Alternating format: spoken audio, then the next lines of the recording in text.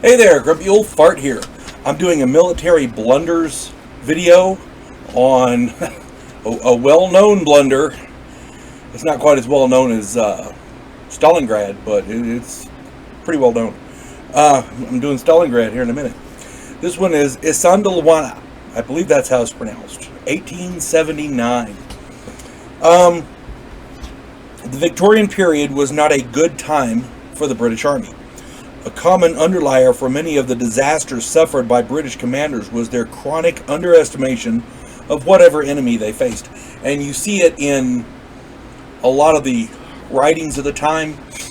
My wife enjoys period pieces where the officers came from the upper crust, the rich people, as it were, and because you could buy a commission, and the ranks were filled with the lower classes, and at the time that was commonplace in the British Army.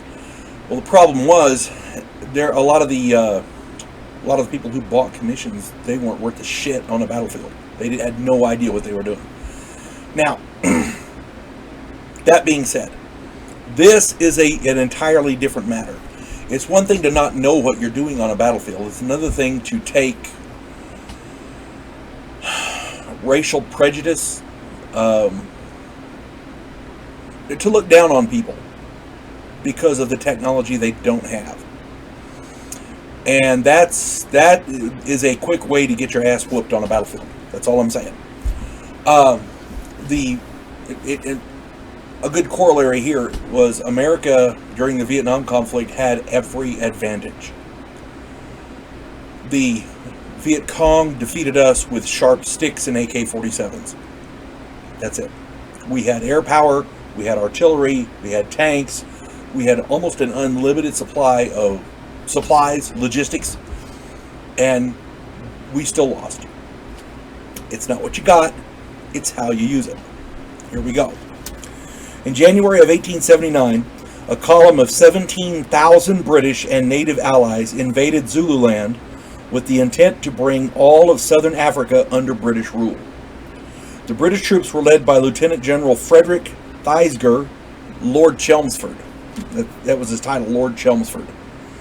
And that's what I'm going to call him, Chelmsford in this. It's easier than saying all that other stuff. Earlier, there had been a pretense at diplomacy. They didn't really want diplomacy, they wanted the land. And gee, the only people on there are those pissant little natives. They're not going to do anything. Guess what? They is a little miffed. And rightly so. Somebody comes to take your land, yeah, you get pissed. Well, there you go. Chelmsford crossed Zululand and made camp on the plain around Isandlwana Hill. This encampment was only about 2,800 strong. The rest of it, he divided his forces into three columns, and the center column was only about 2,800 strong, less than 3,000. The rest of them were in the other two columns, and they're not even in this story. They don't even figure into it. To make matters worse, his overconfidence led him to not make any defensive arrangements around this camp, other than pickets in the surrounding hills. On January 20th, Chelmsford began sending out large scouting parties trying to locate the Zulu army. This further cut his camp force down to about 1,700, so he sent about 1,100 guys out on scouting parties trying to find the Zulu army. Well, he found them. His scouting parties didn't, but he did. On January 22nd, the British camp found itself attacked by over 20,000 Zulu warriors. The British thought the Zulus were savages fighting with sticks. In reality, the Zulus were a sophisticated warrior society arranged in IMPI. I'm not sure how you pronounce that. MPI. I'm not sure how you pronounce that. But that's how they were arranged. And that's a type of a regimental formation. They had modern military tactics. And they had good leadership. Really good leadership. What the Zulus lacked in technology, they more than made up for in tactics, strategy, leadership, and logistics. They had every advantage. The only thing the British had were rifles. That's it. The Zulu army overwhelmed the camp with only 55 Europeans and about 300 native troops surviving the massacre. They really put it on them, and rightly so. Somebody invades your land, you got to take the appropriate measures. This was the appropriate measures. The blunder here was Chelmsford's clear underestimation of the Zulu army. While they fought primarily with spears, iron spears, the Zulu army was well disciplined, well trained, and well led. A smart spearman will beat a stupid rifleman every time.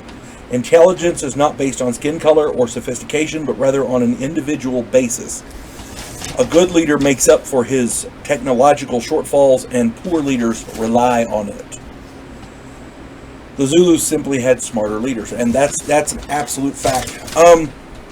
At one point, prior to the Zulu attack, a group of British engineers arrived, but they were under the same mindset as Chelmsford. They sent the vast majority of their guys out on scouting missions, so they didn't even figure into this either. What this boils down to is, they went into the wrong neighborhood and pissed off the wrong people, and those people decided to defend what was theirs. It doesn't get much more simple than that. And the British underestimated everyone they run against, and that you just can't do that. You cannot do that.